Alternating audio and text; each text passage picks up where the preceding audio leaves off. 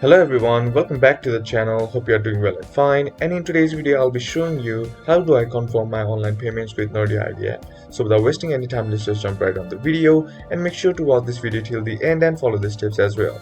Now the first thing that you need to do is open up your Nordea ID app, and once you're inside here, what you need to do is you need to have access token in order to send any request. So once you have gotten the token, what you need to do is for making a payment, you need to get an account ID.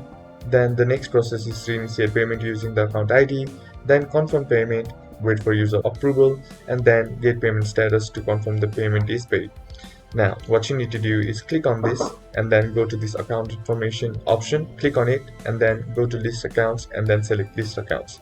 And once you do that, click on send request, and here you'll be seeing this responsibility parameters, and now on here you will be seeing this ID. What you need to do is copy this ID, and once you copy this ID, what you need to do is click on this account information once again and then select payment initiation services API, and once you click on that, click on get all payments and then select initiate payment, and once you click on that, here you will be seeing this request body parameter, and now you can see the amount as well, and here you can either edit if you want as well. Now once you are here, what you need to do is click on send request, and once you click on send request, here you will be seeing this response body parameter right here.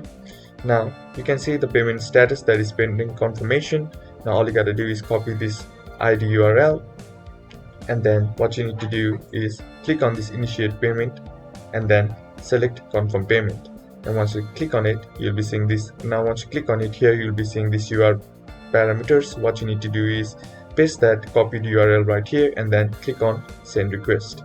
And once you click on send request, here you'll be seeing these body parameters, and now you can see the payment status is pending user approval.